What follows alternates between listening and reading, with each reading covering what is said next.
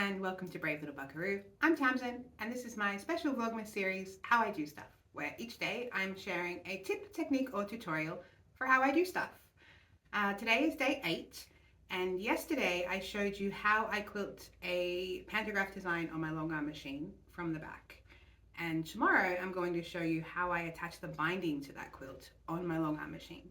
So today I thought I'd show you how I make my binding.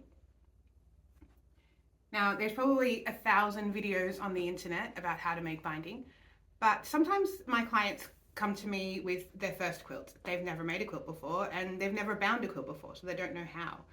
And I like to help them as much as I can, but really the best I can do is sort of direct them to YouTube and say, hey, there's 1,000 videos on YouTube where people show you how to make binding. But I thought it would be nice for them and for me to have a video specifically that I could send them to of my own. So I'm going to make that video and share it with all of you as well. Okay, so first we have to figure out how much binding we need. So to do that, we need the measurements of our quilt. My quilt is 80 by 80 inches square. So I'm going to add up all the sides of my quilt, which is 80 times 4, which is 320.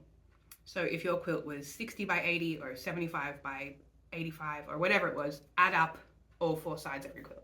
And then I usually add about 10 inches for the overlap for when you want to join the ends at the end of your binding, when you join them together. Yeah, so 320 plus 10 is 330. So then we need to know how many strips of fabric to cut that we have to join together to make 330 inches of binding. So most fabric is 43 to 44 inches wide. But because it also takes a bit of fabric to join them together, because we're going to join them together on the diagonal, I normally consider each strip to be 40 inches. So that gives me the extra that I need to join them together. So if I need 330 inches of binding and my strips are going to be 40 inches long, that means I need 8.25 strips of binding. Obviously, to get 8.25, you'd have to cut 9. So I'm just going to cut 9 strips of binding and join them together. And that will give me more than I need. And the extra can be put into the scrap bin or used for something else. So I'm going to cut my strips now. I like to cut my strips at 2.5 inches. That's fairly standard. Some people prefer 2 1/4. You can go as thin as 2, I think, but I don't mind 2.5. I like 2.5. That's what I usually do. So I will do that now. So my first cut here, probably you don't need to see me actually cut the fabric, do you? Let me know if you need me to show you how to actually cut fabric, but I'm quite sure if you've made an entire quilt, you probably already know how to do this. So I'm going to cut a clean edge on the leading edge of my fabric here. Would have been good if I put in a new blade, but we will live with it now. And then I'm going to cut 9 2.5 inch strips of my binding fabric.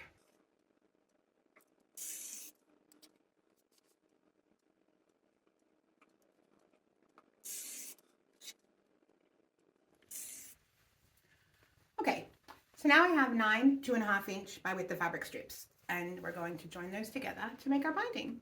I'll show you how I do that. Okay, I've tipped you down a bit so you can see a bit better. I'm going to take my first strip of fabric and then I'm going to take my second strip of fabric and open it out. And I'm going to want to place them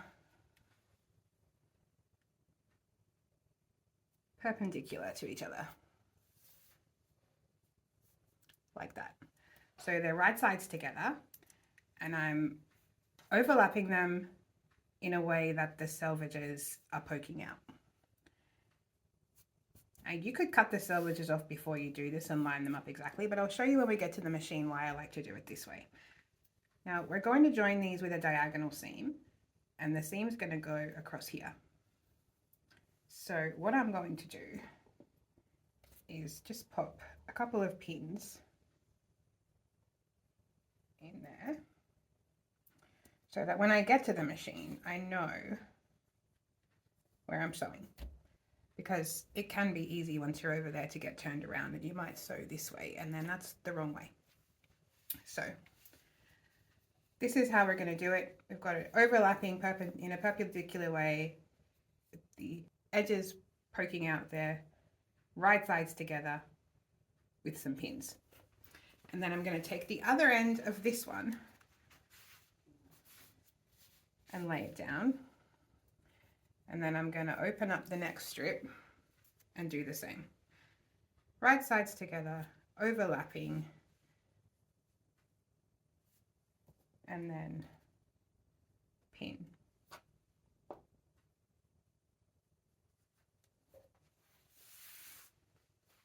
Take the next end and the next strip, right sides together, overlapping, and pin. Oops.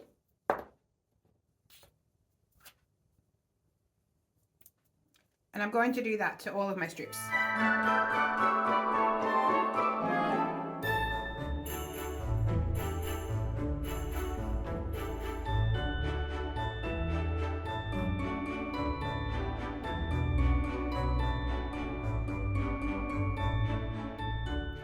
And now all of my binding is pinned together.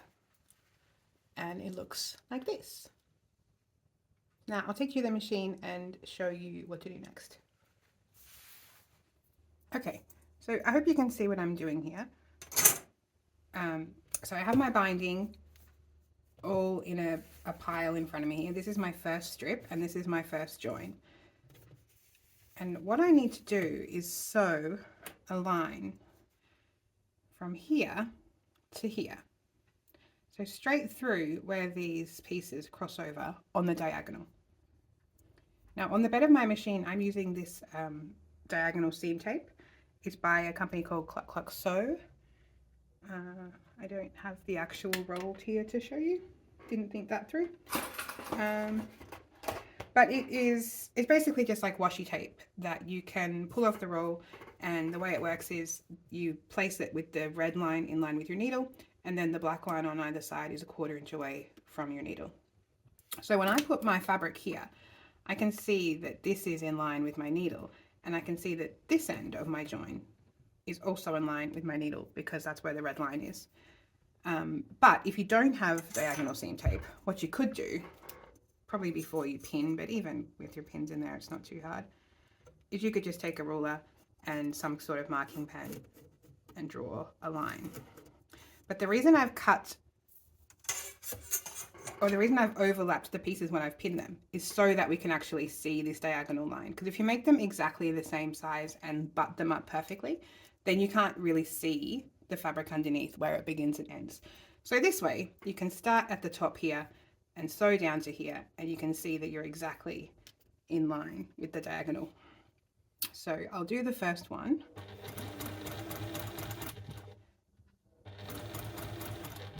And we take the pins out as we go.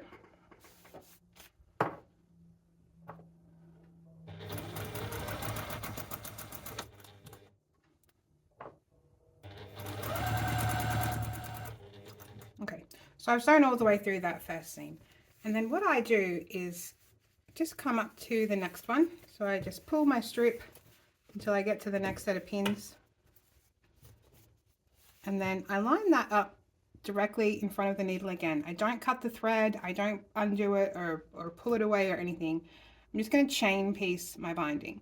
So what that means is I'm just going to piece the whole lot together in a chain without breaking thread. So I'm going to line up my point with my red line, or if you want to, you could draw a line with your pencil and then sew.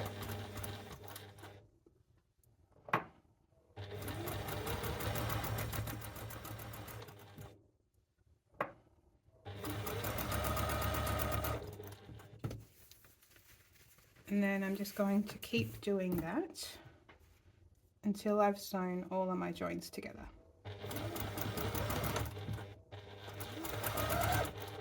Ooh.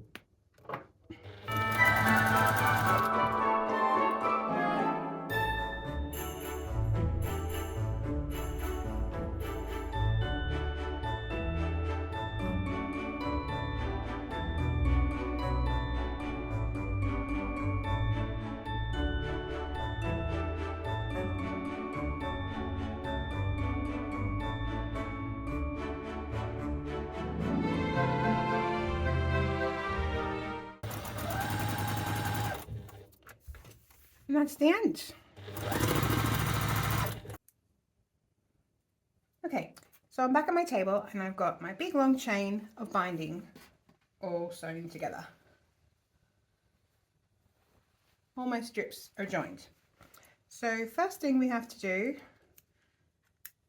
is unsnip the join. And we have to cut off this excess bit of fabric here, so that when we open it up,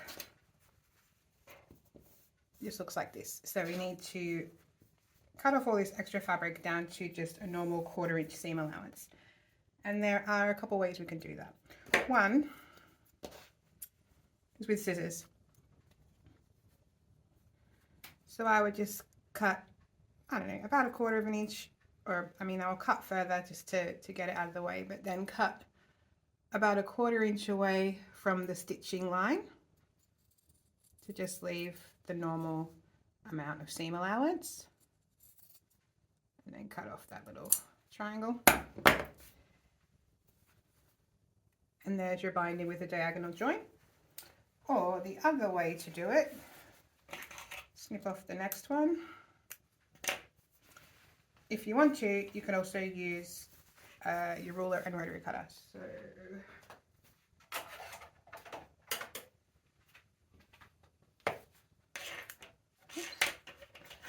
just get my little 4.5 inch ruler,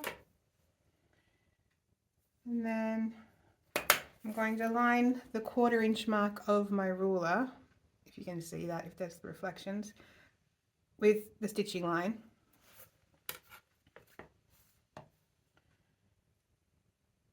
And then just slice off that excess fabric to leave my normal seam allowance. And then you do still have to cut off those little ears, either with your seam, or either with your rotary cutter or your snips. And then that's like that.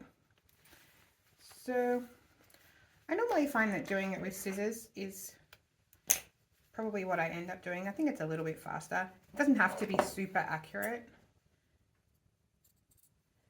because your seam allowance is going to be inside your binding. I'm getting a phone call, hold on.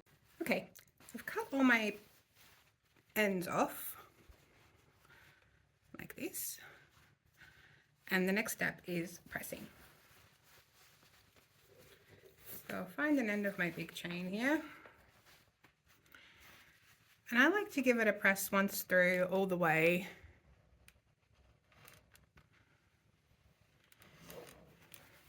I just make my way along until I get to the joins, and then I open them up with my fingers and press them open.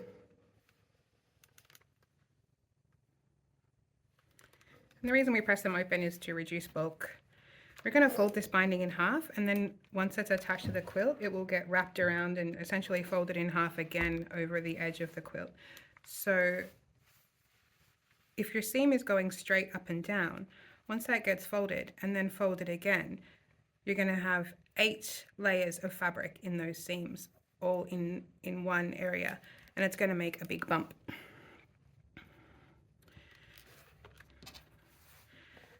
But if you press them open and on the diagonal, when you fold it in half, all of that bulk is distributed across this much space instead of being all in one straight line. So that's why we do that. I mean, if you don't do that for whatever reason, if you don't have enough fabric, or if you're desperately trying to perfectly match up a pattern or something like that, I mean, it's not the end of the world, but you know, we're talking sort of best practice here. The way that it is recommended is to press your seams open and join them on the diagonal, but once you know the rules, you can decide whether or not you're willing to break them. Okay, so now I've pressed all of my seams open like this and come back to the beginning, and now what I have to do is press this in half, wrong sides together. So I just fold it in half, matching up the raw edges perfectly, and then press. And then I'll do that all the way down the big long length of my binding.